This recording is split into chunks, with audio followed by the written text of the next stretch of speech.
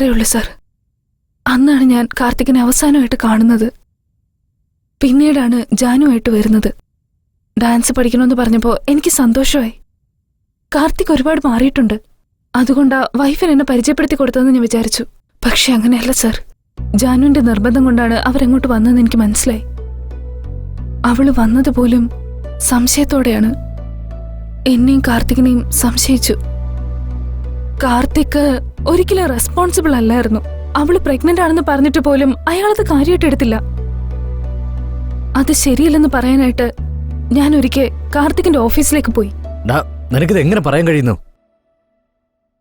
നോക്ക അവിനാഷ്, ഞാൻ വൈകുന്നേരം 6 മണി വരെ വെയിറ്റ് ചെയ്യും. ഹായ്.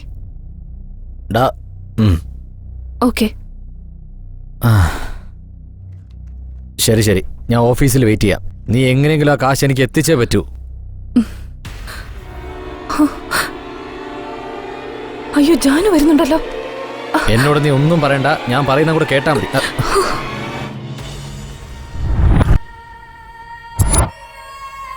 ആ ഒരു സംഭവം കാരണം ഇങ്ങനെയൊക്കെ നടക്കുമെന്ന് ഞാൻ ഒരിക്കലും കരുതിയില്ല സർ.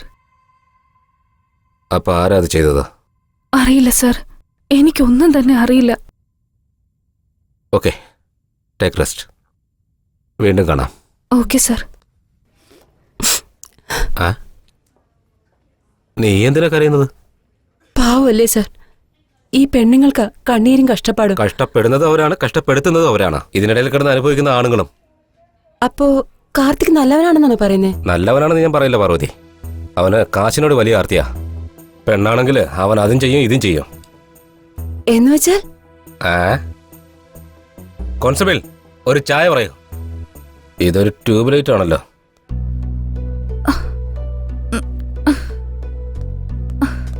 ക്ഷേത്ര, എങ്ങനെയുണ്ട് ക്ഷേത്ര?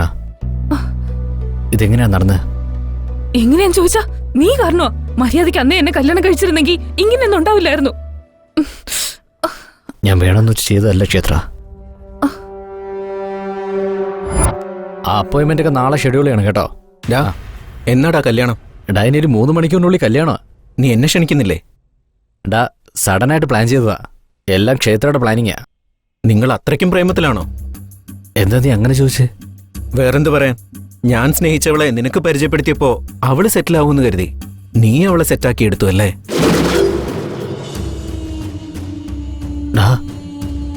നീ അവളെ സ്നേഹിച്ചിരുന്നോ? സ്നേഹിക്കാതെ അവളെ ഞാൻ നിനക്ക് എങ്ങനെ പരിചയപ്പെടുത്തും? അവൾ എന്തിനു ഫേമസ് ആവണമെന്ന് ആഗ്രഹിക്കണം? നീ സ്നേഹിച്ചു, പക്ഷെ അവള് തിരിച്ച് സ്നേഹിച്ചില്ലല്ലോ. ശരിയാ, ക്ഷേത്ര എന്നെ സ്നേഹിച്ചിട്ടില്ല. ഞാനാ അവളെ സ്നേഹിച്ചത്. ക്ഷേത്ര എനിക്ക് ജീവനാടാ. വളരെ നാളുകളായി ഞാൻ അവളെ സ്നേഹിക്കുന്നു. പക്ഷെ അവളോട് ഞാനത് പറഞ്ഞിട്ടില്ല. വീണ്ടും കാണണമെന്ന് ഞാൻ ആഗ്രഹിച്ചു. അവളുടെ പേപ്പറിലെ ആഡ് കണ്ടപ്പോൾ വീണ്ടും ഞാൻ ഒരുപാട് ആഗ്രഹിച്ചു. അവൾക്ക് സപ്പോർട്ട് വേണമെന്നുള്ളപ്പോഴൊക്കെ ഞാൻ അവളെ സപ്പോർട്ട് ചെയ്തു. അവൾക്ക് ഫിനാൻഷ്യൽ പ്രോബ്ലം വന്നപ്പോൾ എൻ്റെ വീട് വിറ്റ് ഞാൻ പണം കൊടുത്തു. അവൾക്ക് വേണ്ടി ഞാൻ എന്തും ചെയ്യും കാർത്തിക്. അത്രയ്ക്കിഷ്ടം എനിക്ക് അവളെ. സത്യമായിട്ടും ഞങ്ങൾ തമ്മിൽ പ്രേമിച്ചതാടാ. നീ ഇപ്പം ഇങ്ങനെ പറഞ്ഞ നമ്മുടെ ഫ്രണ്ട്ഷിപ്പിന് ഇന്ന് വിലയുണ്ടടാ. ഫ്രണ്ട്ഷിപ്പിനെ പറ്റി നീ സംസാരിക്കണ്ട. ഫ്രണ്ട് ലവ് ചെയ്ത പെണ്ണിനെ നീ തട്ടിയെടുത്തു.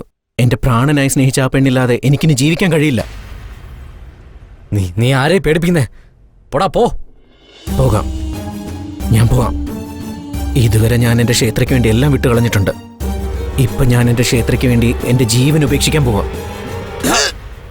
രോഹിത്, നിനക്ക് ഭ്രാന്ത് പിടിച്ചോ? തൊട്ടുപോകരുത്. നിനക്ക് വേണ്ടി ആ ക്ഷേത്ര കാത്തിരിക്കുന്നുണ്ട്. നീ പോയി കല്യാണം കഴിക്ക്.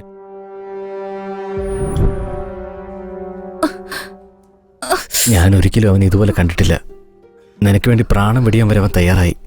എനിക്കെന്തോ എന്നെക്കാളും അവൻ നിന്നെ നന്നായി നോക്കുമെന്ന് എനിക്ക് മനസ്സിലായി. എന്നിരുന്നാലും പ്രേമിച്ചവർക്ക് എന്താ വേണ്ടേ? അവൻ പ്രേമിച്ച പെണ്ണ് നന്നായിരുന്നാൽ മതി എന്ന് എനിക്ക് തോന്നി.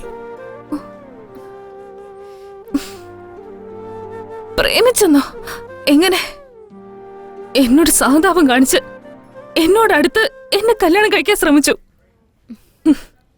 എത്ര ആഗ്രഹത്തോടെ ഞാൻ ആ റൂമിനകത്തേക്ക് പോയത്. പക്ഷെ അവൻ വേറൊരുത്തന് റൂമിനകത്തേക്ക് കൂട്ടിക്കൊണ്ടുവന്ന് എന്നെ വിറ്റ് കാശാക്കി. എന്നെ അവന്റെ അടിമയാക്കാൻ ശ്രമിച്ചു. അവന് വേണ്ടത് എന്നെ ആയിരുന്നില്ല, എന്റെ ശരീരം. ഏത് വിധേനയും പണം സമ്പാദിക്കുക എന്നതായിരുന്നു അവന്റെ ലക്ഷ്യം. അങ്ങനെയോ? പക്ഷെ അവൻ ചത്തുകളെന്ന് പറഞ്ഞല്ലോ. കൈ പോലും അവൻ മുറിച്ചു കാണിച്ചു. മരിക്കാൻ തുനിഞ്ഞിറങ്ങിയവൻ കൈയല്ലേ മുറിച്ചത്? കഴുത്തല്ലല്ലോ മുറിച്ചത്. അപ്പൊ അവന്റെ പ്രേമം? അവന്റെ പ്രേമമൊക്കെ വെറും അഭിനയ കാർത്തിക്. അവന്റെ കള്ളത്തരം നീ വിശ്വസിച്ചു, എന്റെ സ്നേഹം നീ വിശ്വസിച്ചില്ലല്ലോ കാർത്തിക്. അവൻ രണ്ടുപേരുടെ ജീവിതം നശിപ്പിച്ചു. ഇപ്പൊ നമ്മൾ എന്താ ചെയ്യണ്ടേ? ഒന്നും ചെയ്യാനില്ല. കേസിൽ നിന്ന് രക്ഷപ്പെടാനും പറ്റില്ല. എനിക്കിനി ഡാൻസ് സ്കൂൾ നടത്താനും കഴിയില്ല. നിനക്കിനി സ്റ്റുഡിയോ റൺ ചെയ്യാനും കഴിയില്ല. നമ്മുടെ ലൈഫ് സ്പോയിലായി. ഇല്ലെങ്കിൽ നമുക്കിവിടുന്ന് ഒളിച്ചോടിയാലോ? വേറെ എങ്ങോട്ടെങ്കിലും പോയി നമുക്ക് പുതിയൊരു ലൈഫ് സ്റ്റാർട്ട് ചെയ്താലോ? നീ എന്തായി പറയുന്നത്? അത് ശരിയാണ്. അത് കുറച്ച് പാടായിരിക്കും. എനിക്ക് കുറച്ച് സമയം തരൂ. സർ, തെളിവുകളെല്ലാം കിട്ടിയല്ലോ, പിന്നെന്തിനാ ടെൻഷൻ? സാക്ഷിയുണ്ടോ? ജാനു എവിടെ? എവിടെ?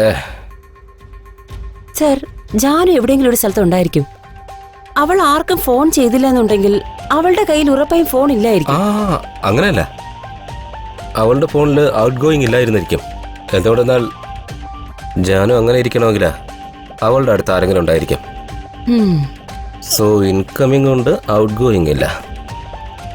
കരീം സർ, ഈ ഏരിയയിൽ ഇൻകമിംഗ് മാത്രം വരുന്ന ഫോൺ കോളുകൾ എനിക്കറിയണം. ഒന്ന് സെർച്ച് ചെയ്യാം. സർ, അങ്ങനെ ആരും പറയില്ല സർ. സർ, എന്റെ ഫ്രണ്ട്സ് ഇവിടെ ഉണ്ട്, ഞാൻ അവരോട് ചോദിക്കാം. സർ, ഈ നമ്പറിലേക്ക് ഇൻകമിംഗ് ഉണ്ട്, എന്നാൽ ഒരു കോൾ പോലും ഔട്ട് ഗോയിങ് പോയിട്ടില്ല. അങ്ങനെയോ?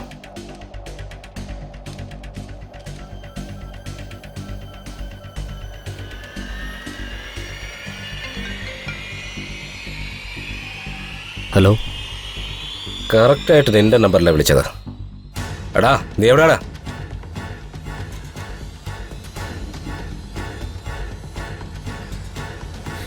ഞാൻ റെഡി.